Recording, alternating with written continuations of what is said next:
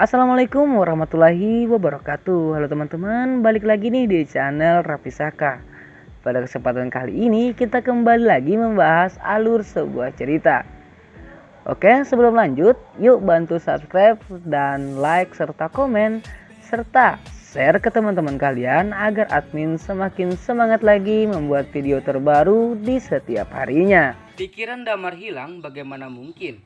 Dia tidak membencinya di dalam hatinya.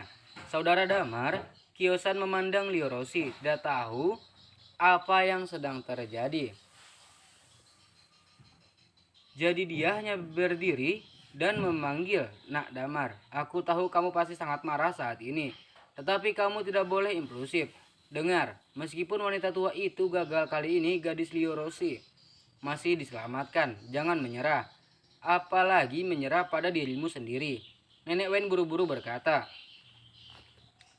"Apakah ada bantuan? Bagaimana saya bisa membantu?" Damar bertanya ke samping. Nenek Wen tidak buru-buru untuk menjawab, tetapi berkata kepada Kiosan, "Gadis Kio, wanita tua itu tidak ingin melibatkanmu. Kamu pergi dulu. Tidak ada ibu mertua yang baik." Kiosan mengangguk dan pergi. "Kaulo." Kemudian Nenek Wen mengencangkan ekspresinya dan berkata kepada Damar, "Ini sangat sederhana. Satu kata, curi. Mencuri. Meskipun metode ini relatif lebih rendah, itu juga merupakan hal yang tidak berdaya. Nyawa manusia dipertaruhkan, jadi kita tidak bisa terlalu peduli. Jika istana surgawi tidak memberikannya, kita hanya bisa mencurinya." Nenek Wen berkata dengan suara serak, "Aku punya obat di bawah tempat tidurku. Obat itu diserahkan kepadaku oleh orang yang paling penting dalam hidupku. Dia pernah menyuruhku meminumnya untuk memperpanjang umurku dan menjaga masa mudaku selamanya. Tetapi dalam ingatan dari dia, belum mengambilnya. Sejauh ini keluar rebus menjadi rebusan dan berikan kepada Rossi. Obat ini dapat mempertahankan garis hidupnya selama 3 bulan. Sehingga memberi Anda waktu memasuki kuil panjang umur untuk curi obat ajaibnya." Damar mendengar suara itu dan tiba-tiba sadar. Meskipun Chang Seng Tianggong tidak berencana untuk merawatnya, dia masih bisa tinggal di Chang Seng Tianggong dengan koneksi Nenek Wen. Tentu tidak akan sulit baginya untuk mencuri obat ajaib. Semua obat-obatan ilahi dan buku-buku suci di kuil Chang Seng ditempatkan di ruang belas kasih. Ruang belas kasih adalah tempat yang hanya bisa dimasuki oleh kepala istana. Sangat sulit bagi orang biasa untuk didekati, tetapi saya juga senior di istana surgawi.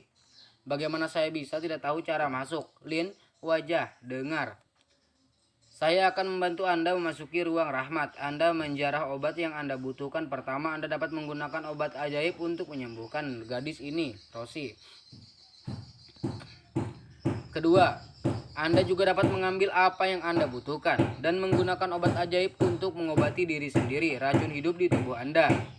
Jangan memiliki beban psikologis, ini adalah hutang Tianggong kepada Anda.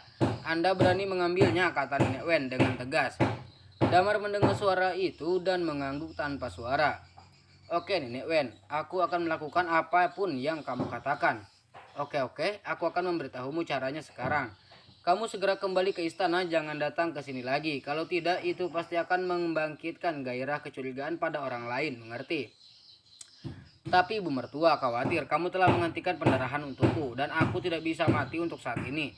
Jika aku masih bernapas, Rossi akan baik-baik saja. Kamu cepat kembali dan cari cara untuk mendapatkan obatnya. Nyawa Rossi tetapi terserah kamu." Oke, Damar mengangguk. Hanya satu kata, tapi mengungkapkan tekadnya yang kuat setelah insiden medical science tech.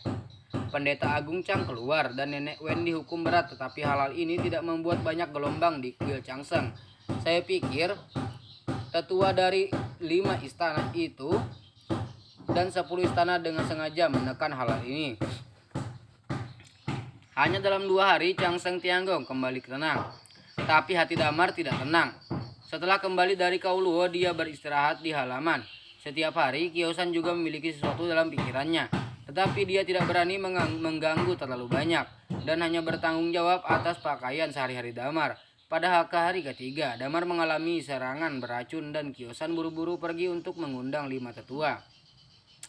5 tetua sudah lama tertunda lagi dan kali ini masih sama seperti terakhir kali.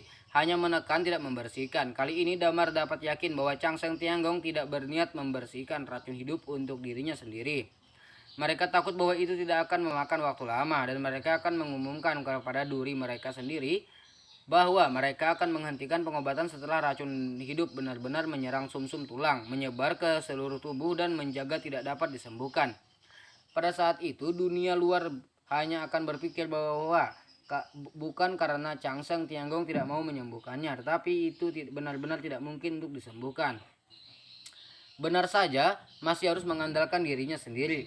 Damar menarik napas dalam-dalam, melirik 5 tetua yang telah meninggalkan ruangan, lalu menoleh dan berkata, "Kiovan, temani aku jalan-jalan." "Ah, pergi? Kemana kamu akan pergi?" "Pergi ke kuil Chang Seng dan berjalan-jalan," kata Damar tak acuh tak acuh. "Kak Damar, bukannya aku tidak ingin membawamu ke sana. Hanya saja statusmu di istana terlalu rendah, dan kamu tidak bisa pergi ke banyak tempat. Tidak apa-apa, ayo pergi kemana kita bisa pergi." Penggemar hanya bisa menjawab meskipun Damar telah pergi selama beberapa tahun. Semuanya di sini masih sama, tidak ada yang berubah. Apa yang membuat Kyosan cukup aneh adalah bahwa setiap kali Damar pergi ke suatu tempat, dia akan tinggal di sana untuk waktu yang lama. Melihat sekeliling, tidak tahu apa yang dia lihat. "Kembali di malam hari, kakak Damar, jangan lakukan hal bodoh," Kyosan berkata kepada Damar dengan hati-hati. Seolah dia menyadari sesuatu. Jelas, meskipun dia dipanggil keluar dari Chow Luo, efek ilusi suara dari Chow Luo tidak terlalu bagus, dan dia masih samar-samar mendengar sedikit di luar. Damar meliriknya dan berkata dengan tenang, "Jangan khawatir, saya memiliki pengetahuan diri mengomong-ngomong, di mana obat-obatan yang menekan racun hidup yang didirikan oleh 5 kepala hari ini. Bawakan itu padaku, dapur aku akan menyiapkan, aku akan membuatkan obat untukmu. Aku tidak akan mengganggumu. Kiovan, kamu telah merawatku selama ini. Ini kerja keras, aku tidak kuat secara fisik hari ini. Aku akan membuatnya sendiri. Ini, bukankah seharusnya begitu? Apakah menurutmu keahlianmu dalam merebus obat lebih baik dariku?" Damar bertanya balik. Tidak, bukan itu maksudku. Karena kakak Damar mengatakan itu, maka aku akan beristirahat." Kyosan buru-buru berkata, menatap Damar dalam-dalam dan menundukkan kepalanya. Kembali ke Damar. Damar pergi ke dapur sendirian menemukan bahan obat dan merebus obatnya sendiri. Ini tidak berakhir sampai larut malam. Keesokan harinya Damar bangun pagi-pagi dan bergaul dengan Kyosan di istana surgawi lagi. Tapi tidak lama setelah berjalan, Damar kehabisan napas dan wajahnya dipenuhi keringat. Wajahnya pucat dan tegang. "Kakak Damar, kamu baik-baik saja?" "Kembali dan istirahatlah," Damar berkata dengan lemah. "Oke." Penuh kebingungan, Kyosan buru-buru membantu Damar kembali ke halaman. Namun keduanya belum memasuki perakarangan panggilan. Semburan api tiba-tiba muncul dari asrama murid resmi. Asap mengepul memenuhi langit. Api. Ekspresi Kyosan berubah dan dia buru-buru berteriak.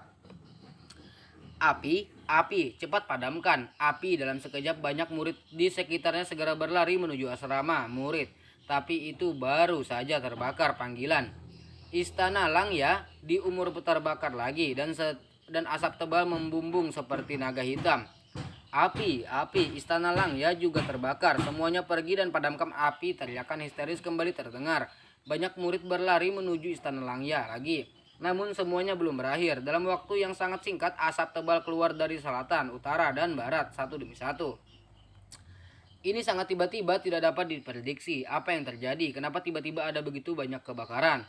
Kyosan benar-benar tercengang. Dia menemukan bahwa tidak hanya ada api di tempat-tempat ini, tetapi juga ada ledakan suara dan teriakan, dan samar-samar sepertinya ada suara benda yang terbakar dan berkelahi. Apa masalahnya?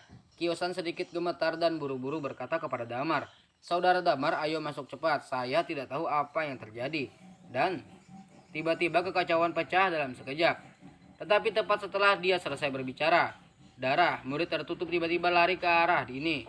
Kyosan mau tidak mau berteriak, tetapi dia mengenali pria itu dan berseru dengan cemas, "Kakak Zhang, ada apa denganmu?" "Saudara junior gila, semua gila." Pria bernama Brother Zhang menutupi wadahinya dan berteriak ngeri. "Banyak orang di asrama murid resmi gila. Mereka tiba-tiba membakar dan tiba-tiba membunuh orang tanpa pandang bulu. Sekarang ada sungai darah dari membunuh orang. Aku baru saja melarikan diri dari sana. Sialan, sialan." Setelah itu pria itu mengabaikan Kyosan dan terus melarikan diri. "Kyosan tinggal, bukankah kita baru saja datang ke sana dulu baik-baik saja? Kenapa tiba-tiba menjadi seperti ini?" gumamnya, masih tidak percaya. Tetapi pada saat ini suara terdengar di sampingnya. Sebenarnya alasannya sederhana, hanya karena aku tidak ingin mencuri obat-obatan ajaib itu. Jadi aku akan mengambilnya. Begitu kata-kata ini keluar, Kyosan terkejut dan tiba-tiba menoleh ke belakang. Orang yang berbicara adalah Damar. Merebut, Kyosan memandang Damar dengan datar. Otaknya berdengung dan hampir berhenti bekerja. Kakak Damar, apa maksudmu dengan itu? Mungkinkah kamu melakukan semua ini? Dia bertanya dengan gemetar.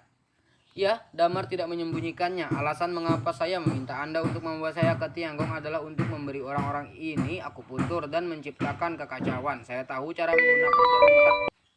Orang-orang ini akupuntur dan menciptakan kekacauan. Saya tahu cara menggunakan jarum tak terlihat yang dapat digunakan diam-diam. Melepaskan jarum perak saya menggunakan obat yang diberikan kepada saya oleh 5 tetua untuk membuat racun yang dapat membuat orang menjadi gila sementara. Mengoleskannya pada jarum dan mengoleskan jarum perak ke para murid di semua tempat. Di bawah pengaruh racun mereka akan menjadi gila, kejam dan haus darah. Anda tidak perlu khawatir, orang-orang di sekitar sini saya tidak memberikan suntikan. Direkomendasikan aplikasi Caisu yang saya gunakan. Apa? Kyosan terkejut bagaimana dia bisa mendengar hal mengerikan seperti itu. Tidak heran Damar berjalan kali ini, wajahnya pucat dan berkeringat deras. Perasaan dia akan keluar untuk memaksakan jarum gelap dan menciptakan kekacauan. Kakak Damar, apa yang akan kamu lakukan? Ruang walas asih terjaga ketat. Bahkan jika saya tahu cara masuk, akan sulit untuk menyelinap masuk. Tetapi sekarang berbeda. Kuil Changseng dalam kekacauan dan sekarang adalah waktu yang tepat bagi saya untuk masuk. Waktu saya tidak berencana untuk mencurinya saat ini. Membobol ruang belas kasihan adalah pilihan yang paling cocok, kata Damar dengan ekspresi kosong.